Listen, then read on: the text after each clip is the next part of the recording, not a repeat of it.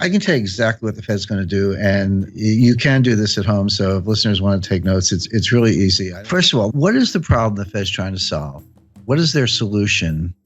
And then what are the exceptions to that so that we can have a complete predictive analytic model? The problem they're trying to solve is the following. We know from a long series of experiences, 30 or more business cycles since the end of World War II, that when the U.S. is in a recession, you have to cut interest rates 3 to 4% to get the U.S. out of a recession. You need 300 to 400 basis points of cuts to get the U.S. It's like a plane heading for the ground. How do you pull it out of a nosedive and get it back up in the sky? The answer is 300 basis points of cuts. How do you cut interest rates 300 basis points when you're only at 75 basis points? The answer is you can't. And forget about negative rates. The evidence is now pretty good that negative rates do not work. In other words, negative rates are not more of the same. When you go from, let's say, 0.5%, and you go to 1/4, and then you go to 0, and then you keep going to negative 25, you didn't just ease by another 25 basis points. The evidence from Japan and Europe is that you're through the looking glass and you have very strange effects, really unintended consequences. I'll give you a couple examples. So the conventional theory is, well, the more I cut interest rates, the more stimulus I get. That's a joke, but that's what they think. But if I go negative, you're absolutely going to go out and spend the money. Because if you don't spend the money, I'm going to take it away. You sit there long enough, you'll have nothing left in your bank account because I'm going to take, with these negative interest rates, I'm going to take it away. So people will run out and spend.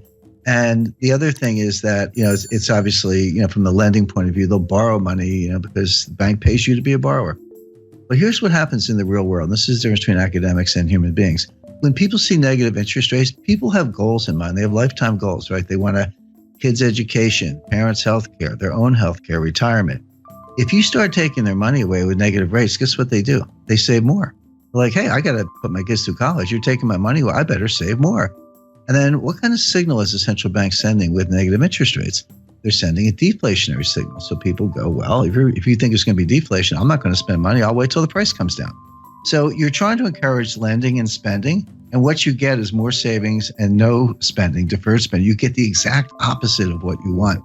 So again, another egghead experiment gone awry. But the point being, so negative rates don't work. So zero bound really is zero. It really is a boundary. And Bernanke has said this in his recent writings, and I think he's right about that. So back to the problem. How do you cut interest rates 300 basis points when you're at 75? Well, the answer is you can't. So you have to raise them to 300 basis points. So the problem the Fed is trying to solve is how do they get rates to 3.25% before the next recession?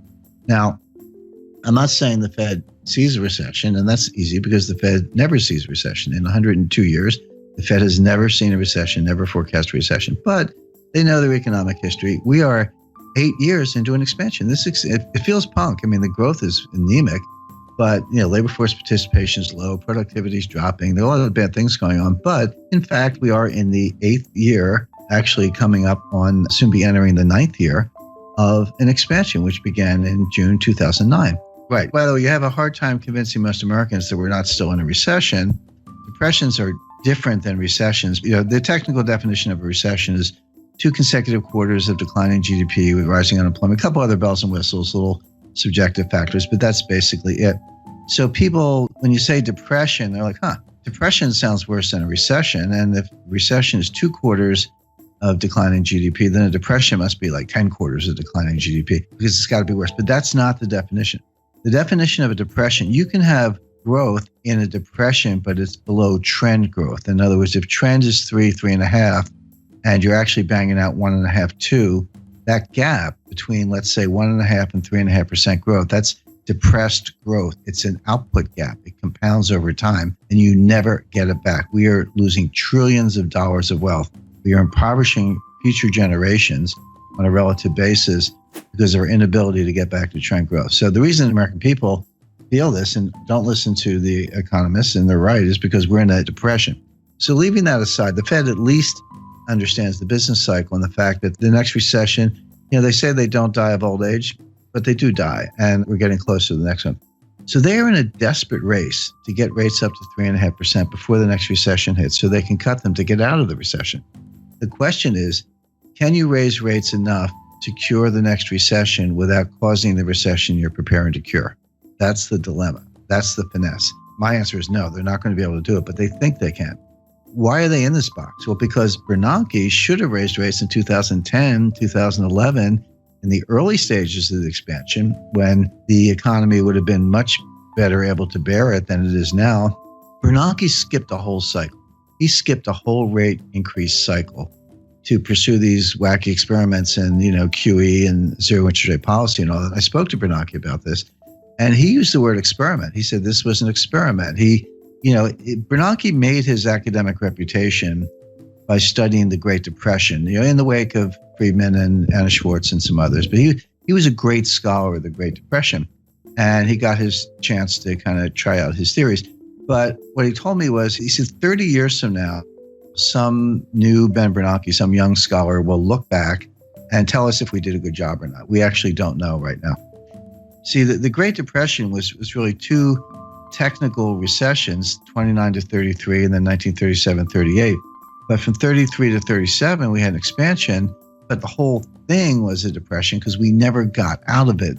The stock market recovered the 1929 high in 1954. It was a long time to get back to even. But Bernanke's mantra was, doing something is better than doing nothing. I completely disagree. It's better to do nothing if you don't know what you're doing. And this is really the monetary equivalent of the Hippocratic Oath. Doctors say, first rule of being a doctor is first do no harm. Anyway, bottom line is, by pursuing QE and zero interest rate policy, Bernanke failed to raise rates during the early stages of a cyclical expansion, which he should have done. If he had, the economy would have been just fine, and we'd be able to cut them today, but he didn't. So Janet Yellen now has to make up for lost time. So that's the mission. But again, and this is what the market completely does not get, and the Wall Street economists don't get. Nobody gets this, because they see the Fed raising rates, and they've done the correlations and the regressions back to World War II, and they go, every time the Fed raises rates, the economy is getting stronger. So if the Fed's raising rates, the economy must be getting stronger, so bid up stock prices, et cetera. But that's like saying umbrellas cause rain. Because they've got the causality backwards. The Fed never leads the economy, ever. The Fed follows the economy. So a normal business cycle looks like this. So you get a little expansion going, and unemployment starts to go down, and industrial capacity utilization starts to go up, and inflation starts to go up. And the Fed's watching, and then it keeps going. They go, it's getting a little hot. We better raise rates. And they raise rates, but of course they started too late. The expansion keeps going. Inflation keeps going up. Unemployment keeps going down. Then the economy starts to cool down. Unemployment goes up, and then prices go down, and capacity utilization drops, and we get into recession. Like, we better cut. And then they cut, and then you hit the bottom, and then you come out of it again. So think of that as like a nice, pretty sine wave, right? That's a business expansion, business contraction over and over, 30 or so times since the end of World War II, with the Fed always following the economy, never leading the economy. So all the big brains on Wall Street, they've got all this data, and they say, well, every time the Fed raises rates, the economy is getting stronger. That has absolutely been true for like 30 times since the end of World War II. It is not true today. The reason it's not true today is because Bernanke skipped a cycle, and they're playing catch up. For the first time since 1937, the Fed is tightening into weakness. That is a key thing to bear in mind. The Fed is tightening into weakness. They are not leading the economy to strength. They are not responding to strength, even though Wall Street thinks they are. And there's a great danger that they're actually going to cause the recession they're preparing to cure, as I mentioned. The Fed will raise rates 25 basis points 4 times a year from now until the middle of 2019, until they get them to 3.25%. So like clockwork, every March, June, September, December, for 2017, 2018, into 2019, look for a Fed rate hike until they get to 3.25%, at which point they'll be able to say, all right, now we're at 3.25. If we have a recession tomorrow, we can cut them back down to 0 again and get out of it. That'll be mission accomplished. Now, this is why I was sitting there in December like, yep, they're going to raise them in March. And right now, I'll tell your listeners they're going to raise them in June. There's your Fed response function. There's your baseline scenario. What are the exceptions to Fed rate hike?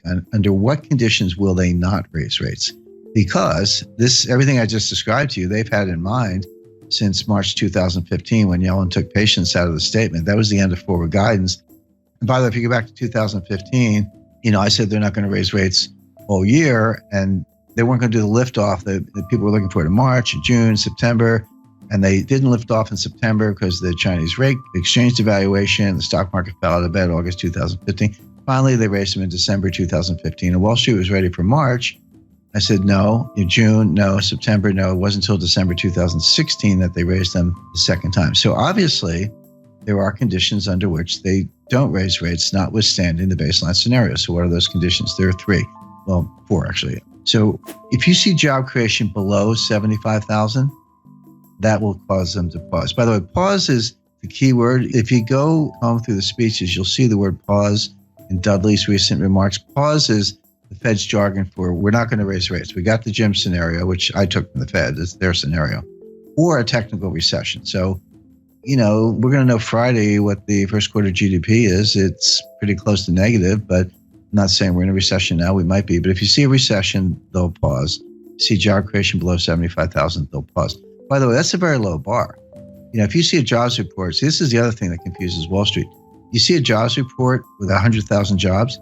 So Wall Street goes, oh, that report's really weak. The Fed's going to think twice. No, 75,000 is the number. Yellen told us that. It was in one of her speeches. You just have to be a geek like me and read all the speeches. So the third factor would be disinflation. So the Fed has this 2% inflation target. They've missed it for 6 years. They're finally getting close to hitting it. By the way, I think the listeners know they use the PCE core deflator year over year. There's PPI and CPI and core, a bunch of inflation indices, but we know what they use. PCE core deflator year over year. That actually has been getting close to 2%. But if you see it turn around, if you see that gap down to like 1.5, 1.4, 1.3, then they will pause. The last condition for the pause is a disorderly decline in stock markets more than 5%. If you see a 6, 7, 8% decline, so if the S&P went down 100 points, Fed doesn't care. Dow Jones goes down 1,000 points, Fed doesn't care. But beyond that, if you see the S&P start to go down 150 or the Dow start to go down 1,500 points in a disorderly way, it looks a little scary. It looks like there's no bottom. It looks like if you see that, they'll pause. So the Fed is going to raise like clockwork 4 times a year for the next 2.5 years, unless you see job creation below 75,000, disinflation, a technical recession. If you don't see one of those things, they're going to raise rates. And so right now, I don't see any of them. I mean, they could all happen, but it looks like, growth is going to be positive. Job creation's been decent, over 100,000. Disinflation is probably coming, but not quite here yet. And they'll want to see a couple months in a row. And the stock market's not crashing. So none of the pause conditions are in place. Therefore, they will raise rates. Simple.